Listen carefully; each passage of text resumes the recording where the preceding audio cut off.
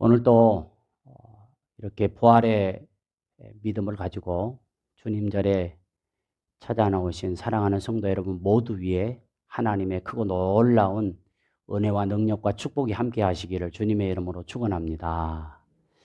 우리 한번 옆에 앞뒤 보면서 이렇게 교제 나누겠습니다. 마라나타. 마라나타가 보시죠?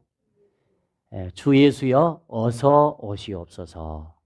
주 예수여 어서 오시옵소서. 다시 한번 우리 마라나타.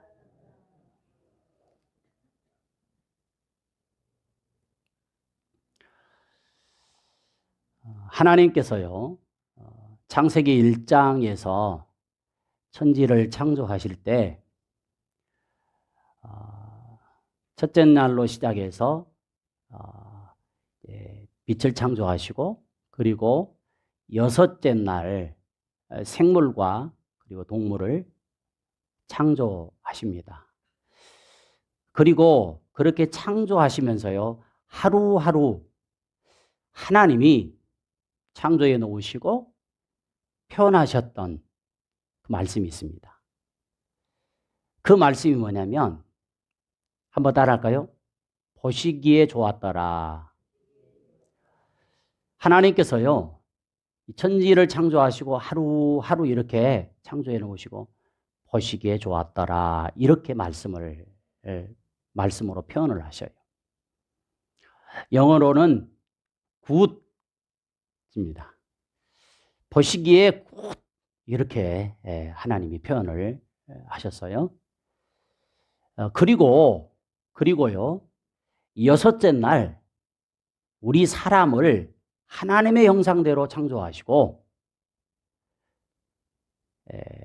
달리 표현을 하셔요. 비슷한 내용이지만 한번 따라할까요? 보시기에 심히 좋았더라. 그러니까 다른 창조물은 그냥 보시기에 좋았어. 하나님이 좋다, 좋다 이렇게 말씀을 하셨는데 우리 사람을 딱 창조해 놓으시고는 보시기에 심히 좋다. 이게 뭐냐면 보시기에 베리 굿이다.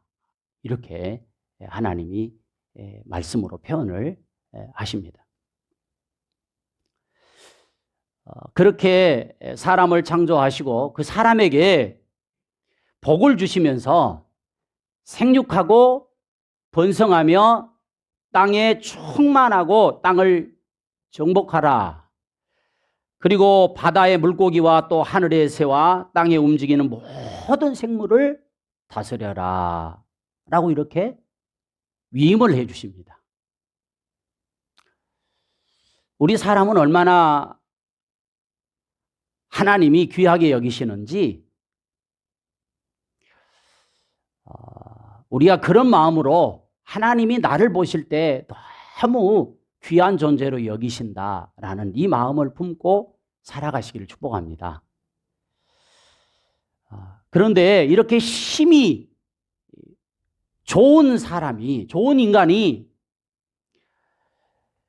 그래서 하나님께서 그런 힘이 좋은 인간에게 모든 복을 이렇게 주셨는데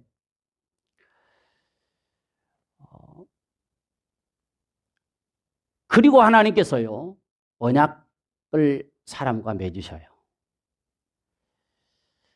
그런데 그 하나님과 언약을 맺었던 그 언약의 말씀을 저버리고 사탄이 하는 거짓말에 미혹되어서 결국 선악을 알게 하는 나무의 실과를 따먹게 되죠.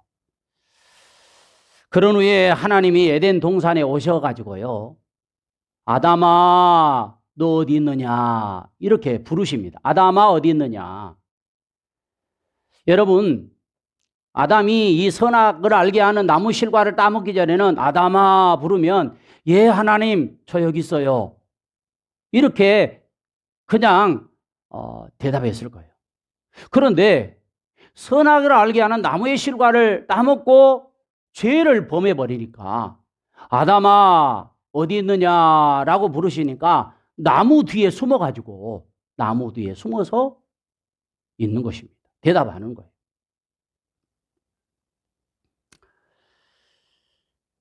그러면서 내가 벗었으므로 두려워하여 숨었나이다 라고 이렇게 고백을 해요. 자, 여러분, 사람이 죄를 지면요 두려움이 옵니다. 그리고 자꾸 숨으려고 해요. 그게 범죄한 사람들의 어떤 본 마음입니다. 여러분, 그래서 하나님께서요 이렇게 아담에게 물어봐요. 누가 너의 벗었음을 내게 알게 하였느냐? 내가 내게 먹지 말라 명한 그 나무의 열매를 네가 먹었느냐라고 이렇게 하나님께서 말씀을 하셔요. 자, 그러면 이렇게 말씀하셨을 때 아담이요, 하나님, 제가 하나님이 먹지 말라고 하는 그 선악을 알게 하는 나무의 실과를 따먹어 버렸네요. 저에게 사탄이 와서 속삭이는 바람에 제가 그만 따먹고 말았습니다. 용서해 주세요. 용서해 주세요. 이렇게 했더라면 얼마나 좋았을까요? 그런데 자기의 잘못은 시인하지 않고요, 아담이 하나님께서 누가 너의 벗었음을 알게 했느냐? 내가 내게 먹지 말라 명한 그 나무의 실과를 먹었느냐라고 말할 때요, 아담은 뭘 하냐면 하나님께 핑계를 대요.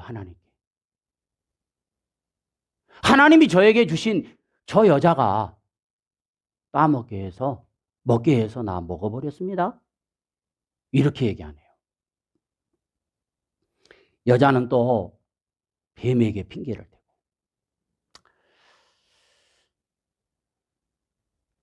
하나님은요 이 언약을 맺으실 때 선악을 알게 하는 나무의 실과를 따 먹어버리면 아담에게 그렇게 얘기했어요. 창세기 2장 17절에 반드시 죽는다. 반드시 죽는다. 선악을 알게 하는 나무의 실과를 따먹지 아니하면 영생하지만 그 만약에 선악을 알게 하는 나무의 실과를 따먹어 버리면 반드시 죽는다. 이렇게 얘기했어요.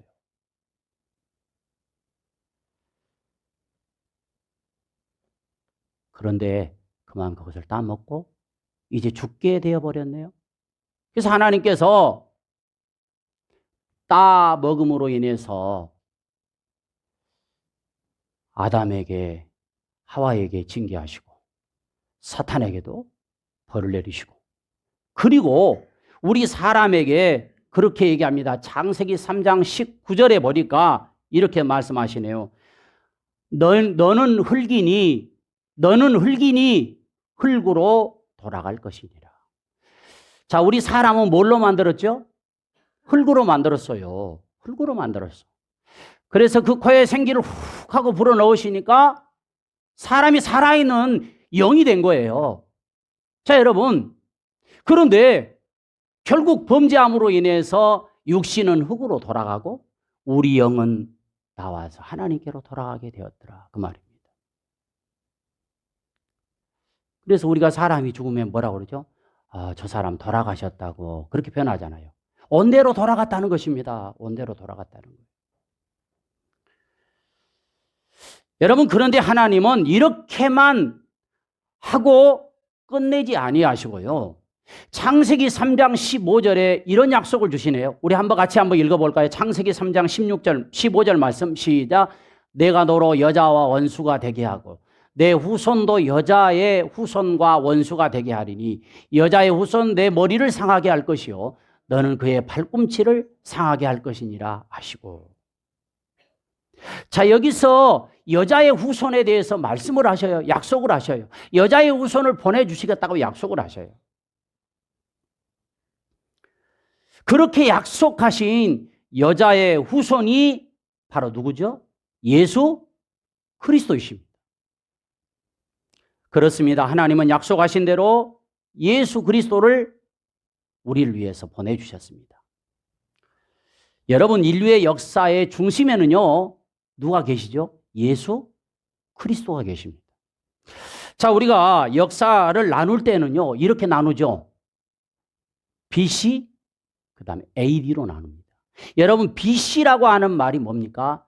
Before Christ. 예수님이 오시기 전. 이걸 BC라고 그래요. AD는 뭡니까? AD란 에노 도미네이라고 하는 단어입니다.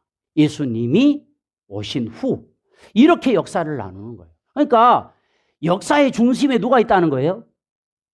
예수 그리스도께서 있다는 것입니다.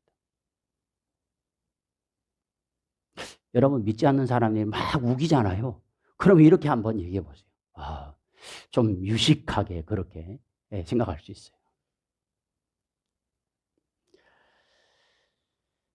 약속대로 하나님은요, 예수 그리스도를 보내주셔서 우리 죄를 대신하여 십자가에 못 박혀 대속 제물이 되어서 죽게 하시고, 죽음으로 이렇게 끝난 것이 아니라 3일 만에 어떻게 했다고요?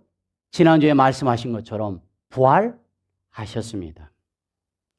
우리 사람들은 일반적으로 그냥 죽으면 끝난다 이렇게 생각하는데, 예수님은요, 죽음 후에 3일 만에 살아나신 거예요. 살아나셔서 여인들에게 보여주시고 제자들에게 보여주시고, 그리고 후에 많은 사람들에게 보여주시고, 이 땅에서 부활하시고 40일간 세상에 계시다가 마지막 사도행전에 가서 1장 8절에 사명을 주시고 맡겨주시고 이제 천사들과 함께 하늘로 올리심을 받습니다. 자, 그 장면을 한번 이렇게 말씀하십니다. 사도행전 1장 9절로 11절의 말씀 한번 같이 우리 보겠습니다. 사도행전 1장 9절로 11절입니다. 시작. 이 말씀을 마치시고 그들이 보는데 올려져 가시니 구름이 그를 가려 보이지 않게 하더라. 올라가실 때 제자들이 자세히 하늘을 쳐다보고 있는데 흰옷 입은 두 사람이 그들 곁에 서서 이르되 갈릴리 사람들아 어찌하여 서서 하늘을 쳐다보느냐? 너희 가운데서 하늘로 올리우신 이 예수는 하늘로 가심을 본 그대로 오시리라 하셨느니라. 제자들이 보는 데서 예수님이 올려져 가시는 거예요. 여러분, 이 광경을 한번 상상해 보십시오. 얼마나 장엄하겠어요. 올라가실 때 제자들이 자세히 하늘을 쳐다보고 있는데요, 흰옷 입은 두 사람, 이 천사들이 이렇게 곁에 서서 말하는 것입니다. 갈릴리 사람들아 어찌하여 서서 하늘을 쳐다보느냐? 너희 가운데서 하늘로 올리우신 이 예수는 하늘로 가심을 본 그대로 오시리라. 그러면 우리가 일반적으로 생각할 때 구름 타고 가셨으니까 뭐예요? 구름 타고 오시는 것이 맞잖아요. 그렇죠? 고난주간이 이렇게 찾아오고 부활절을 앞두고 기도하며 설교를 준비하면서요. 고난주간이니까 부활절이니까 예수님을 생각하는 절기니까 예수님께 초점을 맞춰서 설교를 이렇게 준비를 해야 되겠다. 이 생각을 하면서요. 종료 주일날은 예수님이 이 땅에 오신 목적이 무엇인가? 왜 예수님이 오셔야만 했는가 이 땅에? 인간의 몸을 입고 여기에 초점을 맞추고 설교 말씀을 드렸고, 부활절은 예수님이 무덤에서 그럼 부활하신 목적이 뭔가? 그리고 이제 오늘은요, 부활하시고 첫 번째 맞는 주일이니까 예수님께서 재림하신 목적, 여기에다 초점을 맞추고 오늘 말씀을 이제 전하려고 해요. 자, 그래서 오늘 제목이 재림을 준비하는 자세라는 말씀의 제목입니다. 자, 조금 전에도 말씀을 드렸듯이 예수님은 부활하시고 제자들이 보는 앞에서 하늘로 올리워 가시며 제자들이 본 그대로 오시리라 이렇게 말씀하셨어요. 자, 예수님은 분명히 반드시 오십니다. 할렐루야. 자, 그러나 그때와 그 시는 아무도 모른다고 말씀하셔요. 자, 오늘 본문의 말씀에도 그렇게 되어 있어요. 자, 32절 말씀 같이 한번 우리 읽어보겠습니다. 그러나 그 날과 그때는 아무도 모르나니 하늘에 있는 천사들도 아들도 모르고 누구만 안다고요? 아버지만 아시느니라. 하나님 아버지만 아신다고 분명히 말씀하셨어요. 자, 그렇다고 한다면 자, 그때와 그 시기를 말하는 사람은 어떤 사람일까요? 분명히 이단이에요. 분명히 이단. 이 사실을 우리가 정확하게 알고 있어야 돼요. 예수님이 몇 월 며칠 날 온다. 아이고 저 가짜 또 나타났네. 이렇게 생각하셔야 돼. 그런데 거기에 넘어가 가지고요. 온다 하니까 그냥 뭐 집 팔고 뭐 다 팔고 거기에만 매달려서 하는 그 모습. 진짜 얼마나 안타까운 모습인지 몰라요. 여러분, 예수님의 탄생을요, 초림이라고 얘기합니다. 예수님의 탄생을 초림이라고 얘기해요. 예수님이 다시 오심을 뭐라 하죠? 재림이라고 얘기합니다. 자, 구약 성경에 오실 메시아에 관한 예언이요, 약 191번 정도 나와 있습니다. 이 예언은 예수님이 오신 후에 모두가 다 성취되었어요.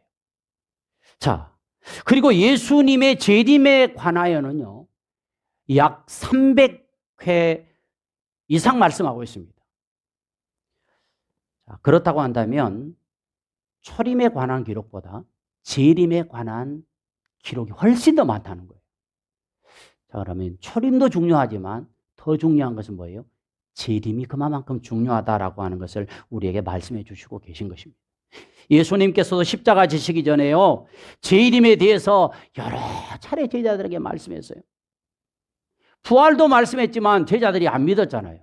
이 재림도 계속 말씀하시는 거예요. 마태복음 24장 30절에 보니까 이렇게 얘기하네요. 그때의 인자의 징조가 하늘에서 보이겠고 그때의 땅의 모든 족속들이 통곡하며 그들이 인자가 뭘 타고요? 구름 타고 능력과 큰 영광으로 오는 것을 볼 것이다. 여러분, 이 재림에 대해서 오늘 본문 26절에도 이렇게 말씀하고 있습니다. 그때 인자가 구름 타고 큰 권능과 영광으로 오는 것을 사람들이 볼 것입니다. 사람들이 본다고 얘기하고 있어요. 사람들이. 가끔 니니 재림 예수라고 얘기하는 사람들 있잖아요. 사람들이 다 봤을까요? 사람들이 분명히 본다고 얘기했단 말이에요. 그럼 이게 잘못된 거잖아요.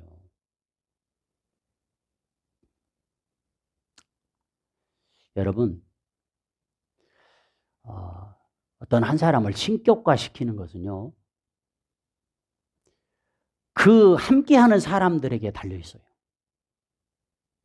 여러분, 만약에요, 여러분들이 저를 신격화시킬 수 있다니까요. 우리 목사님이 다른 목사님하고 달리 정확하게 기도해 봤더니 예수님이 어느 날 어느 시에 온다고 얘기하네요. 그러면 여러분들이 그것을 믿어버렸어. 그러면 밖에 나가서 얘기하겠어요? 안 하겠어요? 얘기하겠죠. 막 얘기하면서 막 믿어보라고, 우리 교회 와보라고 막 그렇게 얘기할 거예요. 다른 데하고 다르다고. 그렇게 해서 신격화시킬 수 있어요. 여러분, 제가 혹시라도요, 그럴 리는 없겠지만 예수님이 어느 날 어느 시에 온다고 얘기하면 믿으실랍니까? 다 도망가셔야 돼요. 여러분, 그러면은 예수님이 재림할 때 그 시와 그때 그 시는 모르지만 현상들이 일어난다라고는 말씀을 하셔요. 예수님께서. 현상들. 자, 오늘 본문이 기록되어 있는 마가복음 13장은요, 재림의 징조에 대해서 잘 말씀해 주시고 있는데 예수님께서요, 오늘 13장 2절에서 이렇게 말씀을 하셔요. 너희가 이 큰 건물을 보느냐? 돌 하나 돌 위에 남지 않고 다 무너뜨리리라 하시니라. 이렇게 말씀하니까요, 베드로, 야고보, 요한, 이 사람들이 예수님께 와서요, 조용히 사람들이 들을까봐 조용히 와서 물어보는 거예요. 예수님, 어느 때 이런 일이 있겠사오며 이 모든 일이 이루어지려 할 때 무슨 징조가 있습니까? 이거 좀 얘기해 주세요.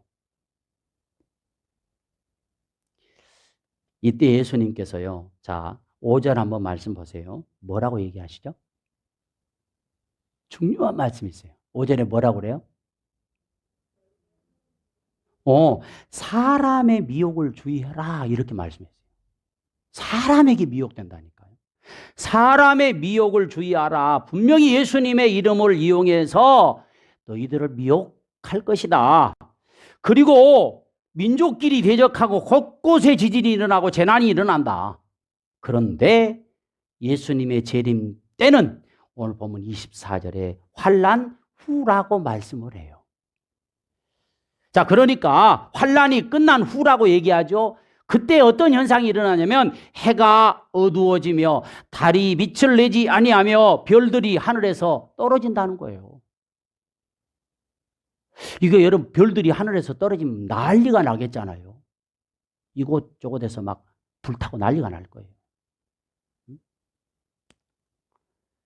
그러면서 하늘에 있는 권능들이 흔들린다라고 이렇게 말씀해요. 그러니까 예수님이 재림할 때요, 한마디로 우주의 질서가 완전히 무너져 버리고 세상은 어둠에 휩싸이게 될 것이라는 것입니다. 여기서 권능이란 우주를 유지하고 있는 인력과 같이 자연에 보이지 않는 힘을 말하는 것입니다. 그래서 천체들이 위치를 잃어버리게 된다는 것입니다. 태양, 달, 별들이 제 위치에서 벗어남으로 인해서 상상할 수 없는 대변동이 일어난다는 거예요. 여러분, 우리 지구와 그리고 이 해의 거리가 있잖아요. 그런데 만약에 한번 생각해, 해와 지구의 거리가 조금만 가까워진다고 생각해 보세요. 얼마나, 여러분, 예를 들면 가스레인지 불이요, 불에다가 이렇게 멀리 있으면 덜 뜨겁지만 가까이 되면 어떻게 돼요? 손 가까이 돼버리면 어떻게 되는 거예요? 될 거 아니에요. 이것처럼 여러분, 지구와 이 해 거리가요, 조금만 가까워지면 사람이 타서 죽어버려요. 또 조금만 멀어지면 어떻게 될까요? 사람이 얼어서 죽어버립니다. 그러니까 항상 이 지구와 이 해, 달, 별의 거리가요, 일정하게 하나님이 질서를 잡아놨어요. 그 일정하게 도는 것입니다. 그러니까요, 우리나라는 요즘은 사계절이 좀 덜 뚜렷하지만 봄, 여름, 가을, 겨울이 있는 것입니다. 그런데 만약에 예수님이 올 때가 되면요, 이 모든 뭡니까? 태양, 달, 별들이 제 위치에서 벗어남으로 인해서 상상할 수 없는 대변동이 일어난다는 것입니다. 자, 이것은 상징적으로 해석할 수도 있겠지만 성경의 예언을 보면요, 역사 속에서 나타난 현상인 것을 알 수가 있어요. 여러분, 요한계시록에 이렇게 말씀하네요. 요한계시록 8장 12절의 말씀을 한번 같이 읽겠습니다. 시작.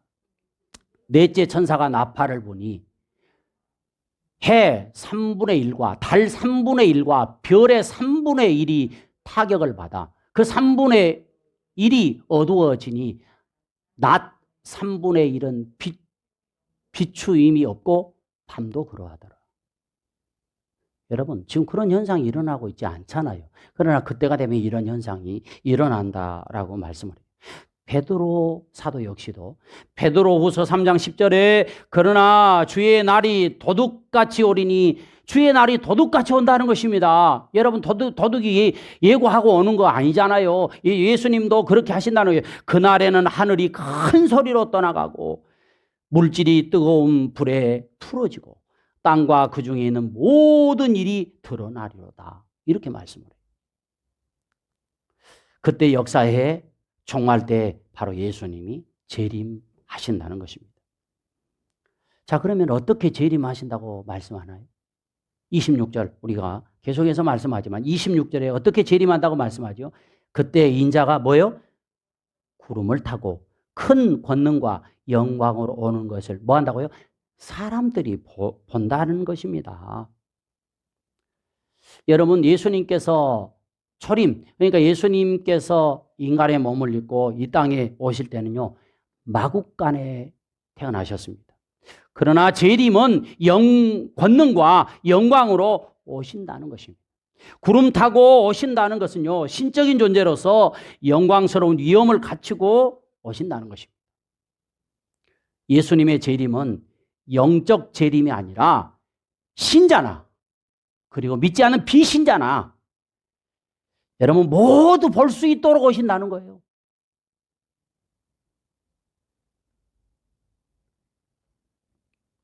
승천하실 때 가지고 계셨던 육체적 형태를 가지고 재림하십니다.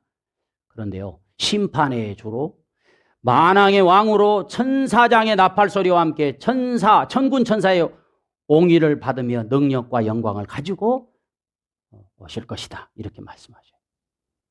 예수님은 분명히 약속대로 오십니다. 여러분, 예수님이 이 땅에 여자의 후손으로 오신다는 이 말씀이 이루어졌어요. 마찬가지로 십자가에 돌아가시고 또 부활하시고 이 말씀이 다 이루어졌어요. 재림도 반드시 말씀대로 이루어질 줄로 믿습니다. 자, 오늘 재림의 목적이 그러면 뭘까요? 재림의 목적이 뭘까요? 자, 27절 한번 같이 읽겠습니다. 시작. 또 그때 그가 천사들을 보내어 자기가 택하신 자들을 땅 끝으로부터 하늘 끝까지 사방에서 모으리라. 자, 천사들을 보내서요, 세계 곳곳에서 택한 사람들을 모으실 것이라 이렇게 말씀을 해요. 자, 그 택하신 자들이 오늘 우리도 속해 있는 것입니다. 자, 모읍니다. 왜 모읍니까? 왜 모을까요? 주님을 위해서 수고한 충성스러운 종들의 바로 눈에 눈물을 닦아주시려고. 그리고 주님을 위해서 헌신되게 살았던 성도들에게는 칭찬과 상급을 주시기 위해서. 마태복음 16장 27절에 보니까 이렇게 말씀하네요. 인자가 아버지 영광으로 그 천사들과 함께 오리니 그때에 각 사람이 뭐 한다고요? 행한 대로 갚아줄 것이다. 행한 대로 갚아줄 것이다. 믿음대로 행했느냐? 믿음대로 행하지 않았느냐? 여러분, 진짜 교회에서 주님을 위해서 내가 헌신했느냐? 그렇지 않았느냐? 디모데후서 4장 8절에 예수님은 의의 면류관을 주시겠다고, 베드로전서 5장 4절에 영광의 면류관을 주시겠다고, 그리고 요한계시록 11장 15절에 주와 함께 왕노릇하게 될 것이라고 말씀합니다. 그러나 믿지 않는 사람들은 어떻게 될까요? 믿지 않는 사람들은 어떻게 될까요? 요한계시록 20장 15절에 말씀해 보니까 불못에 던짐을 받을 것이라고 말씀합니다.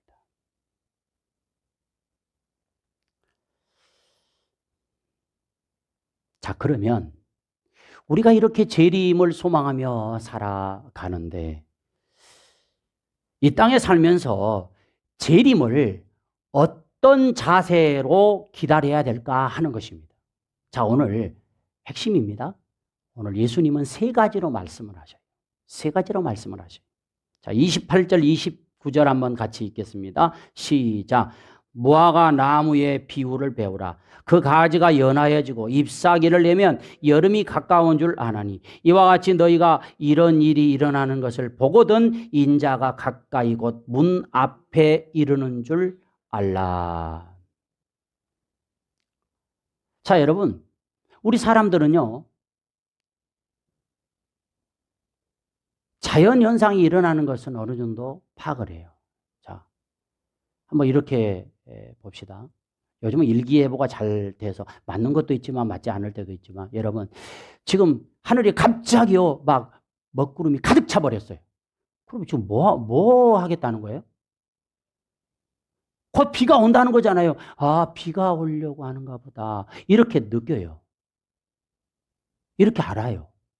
그런데 요즘은 이렇게 먹구름이 안 껴도요. 연세 드신 분들은 어떻게 알죠? 네? 우리 여자분들은 어떻게 알아요? 막 삭신이 쑤셔. 막 어깨에서부터 막 삭신이 막 쑤셔가지고. 그러면 자연적으로 입에서 뭐가 나와요? 아이고, 비 올란가 보다. 비 올란가 보다. 이렇게 얘기하잖아요. 네. 자, 여러분, 사람들은 이렇게 자연현상을 잘 알고 있단 말이에요. 자, 그러면 오늘 말씀에도 보니까 무화과 나무의 비율을 배우라. 그 가지가 연하여지고 잎사귀를 내면 무슨 계절이 온다는 것입니까? 아, 여름이 오고 있구나 하는 것을 알게 된다는 거예요. 자, 오늘 예수님께서는요, 재림을 어떤 자세로 기다려야 될까라고 하는 것을 말씀할 때 세 가지로 말씀하는데 한번 하나 따라 할까요? 배워 알라. 배워서 알라는 것입니다. 그리고 33절 말씀에 보니까 뭐라고 얘기하냐면 주의하라. 한번 더 주의하라. 그 다음에 세 번째는 뭐냐? 깨어 있으라. 세 가지예요. 뭐죠? 배워 알라. 그 다음에 주의하라. 그 다음에 깨어 있으라. 이 세 가지. 재림을 기다리는 사람의 자세는 징조를 통해서 28절에 먼저 배우고 알라는 것입니다. 여러분, 재림의 확실성, 징조에 대해서 아는 것이 무엇보다 중요해요. 모르기 때문에 재림에 대해서 무관하게 살고요. 이 세상이 전부인 것처럼 이익과 편리, 쾌락의 원리에 빠져서 그렇게 살아가는 사람들이 얼마나 많은지 몰라요. 그리고 가끔 우리 쓰는 표현 있잖아요. 알아야 면장한다고 그랬어요. 여러분, 알아야 준비하죠. 알아야 준비하지. 여러분, 그래서 재림의 확실성, 징조에 대해서 무엇보다도 알아야 됩니다. 배워 알아야 돼요. 어디서 배웁니까? 하나님의 말씀을 통해서, 설교 말씀을 통해서 들여서 할 수 있잖아요. 그렇죠? 오늘 또 들어보니까 아, 그렇구나. 예수님이 재림하실 때는 그래, 구름을 타고 오시는데 모든 신자든 비신자든 다 복에 오는구나. 그러면 자, 내가 재림 예수라고 하는 사람, 무슨 날짜를 얘기하고 시기를 얘기하는 사람은 다 뭐다? 가짜로구나 하는 것을 알았어요, 몰랐어요? 알았어요, 몰랐어요? 알았잖아요. 알았잖아요.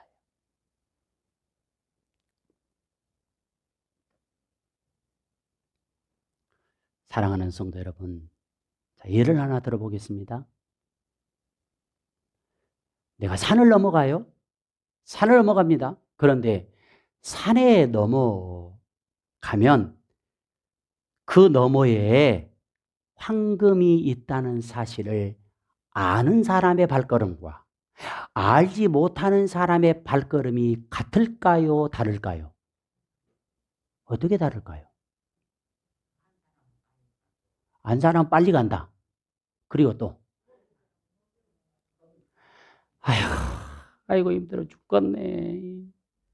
그런데 아는 사람은 힘든 줄도 모르고 막 힘차게 막 뭐예요? 그래, 황금 하고 막 뭐예요? 산을 넘어갈 거예요. 여러분, 태도가 다르고요. 눈빛이 다를 거예요. 자네는 뻗지도 않은가? 힘들지도 않는가? 그 사람한테 얘기하면 안 돼. 저 너머에 뭐가 있다고? 황금이 있다고 얘기하면 안 돼. 근데 몰라. 그러면 걸어가는 발걸음 자체가 다를 거예요.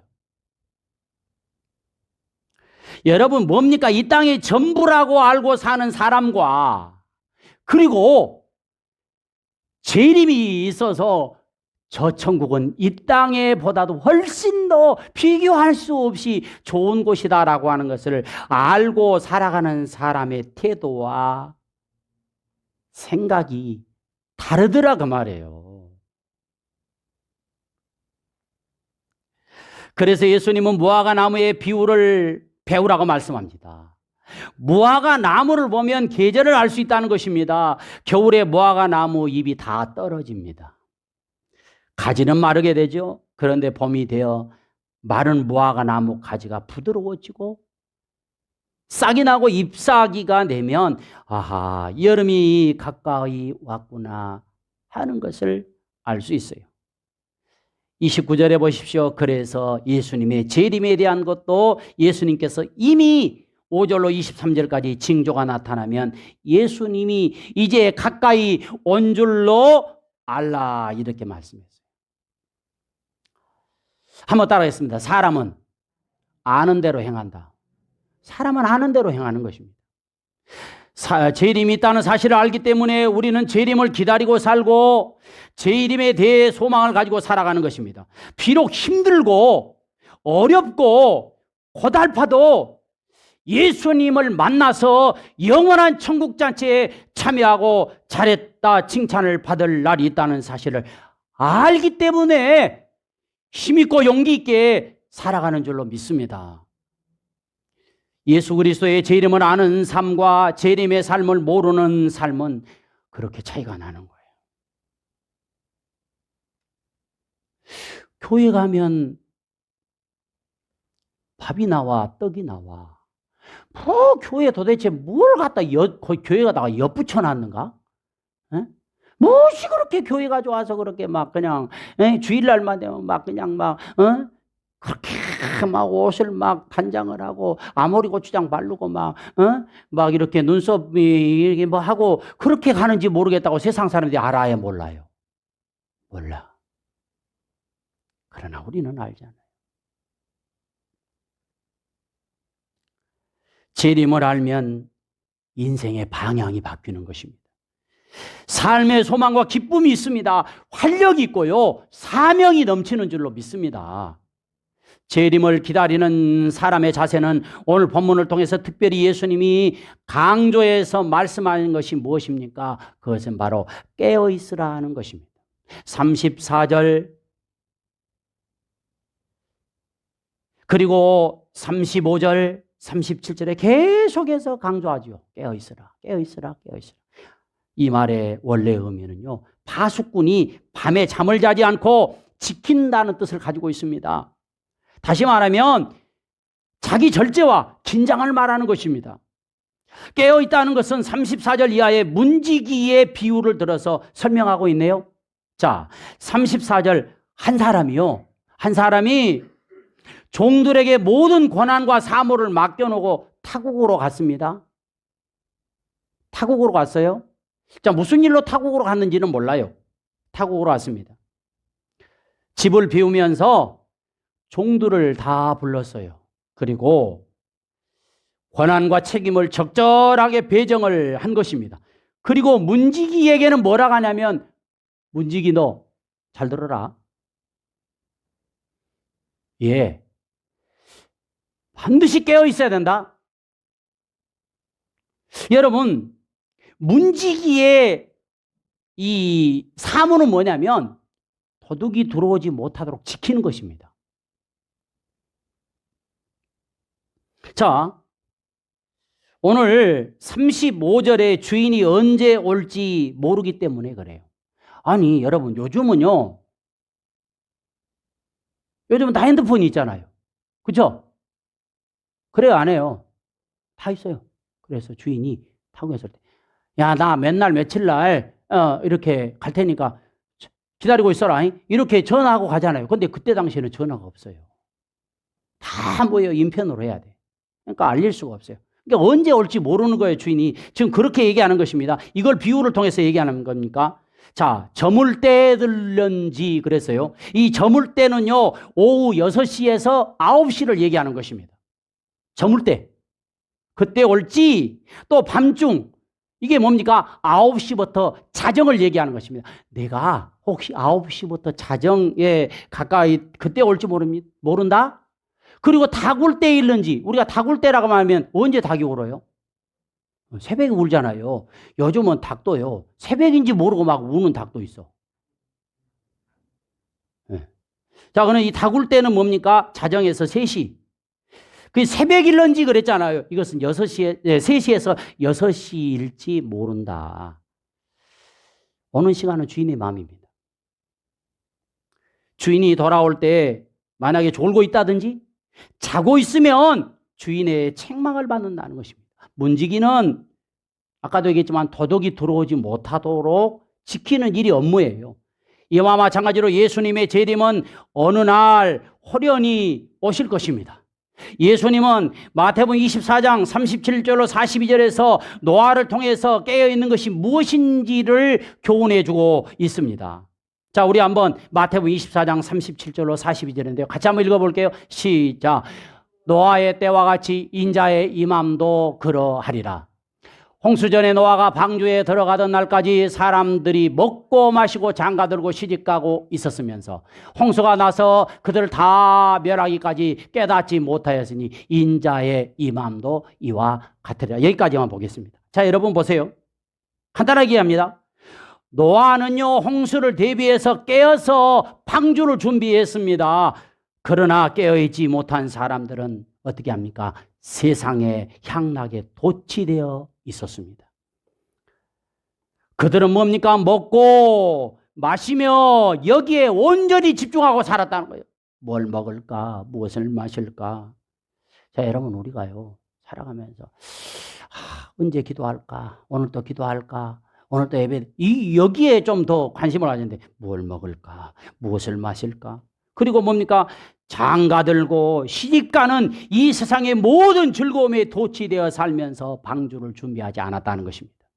결국 홍수 심판의 날이 왔습니다. 깨어 방주를 준비한 노아는 가족들과 함께 구원받았지만 세상 향락에 도취되어서 깨어있지 못한 사람들은 자신의 전부라고 생각했던 모든 것과 함께 다 뭐예요? 물에 가라앉아 죽고 말았어요. 사랑하는 성도 여러분, 오늘 우리도 예수님 말씀한 그래서 깨어있으라는 것입니다. 아브라함이 86세에 이스마엘을 낳고 99세에 하나님이 찾아오실 때까지 13년 동안 이스마엘에게 빠져 살다 보니까 하나님과의 교제가 없었습니다. 그걸 그러니까 아브라함의 암흑시기라고 얘기를 해요. 여러분, 사람들은요, 저도 그렇지만 자식을 낳으니까 아이고 눈에 넣어도 아프지 않는 아들 해가지고 그 아들에 쏙 빠져갖고요, 하나님 앞에 나가서 예배드리고 하나님 앞에 기도하는 걸 까마득히 잊어버리네요. 13년은 아브라함의 영적 암흑기라고 합니다. 오늘 우리도 보이는 세상의 즐거움, 내 생각에 옳은 대로만 치우쳐 살면서 하나님과 교제를 등한시한다면 영적 암흑기를 보낼 수 있다는 것입니다. 기도와 말씀으로 깨어 있어야 됩니다. 나에게 주어진 달란트를 하나님의 영광을 위해서 사용해야 돼요. 주어진 하나님의 일에 책임을 다하여 충성하는 일꾼이 되는 것입니다. 힘들고 어렵지만 재림하실 주님을 바라보며 영생과 상급의 소망으로 힘차게 사는 것입니다. 그래서 예수님의 재림하는 날 주님 앞에 서는 그날에 5달란트 맡은 자처럼 잘했다. 충성스러운 종이라는 칭찬을 듣는 것입니다. 우리 모두 깨어 있어야 합니다. 영적으로 깨어 있지 않으면 넘어지기 쉬워요. 영혼에 도둑이 들기 쉽습니다. 재림은 성경에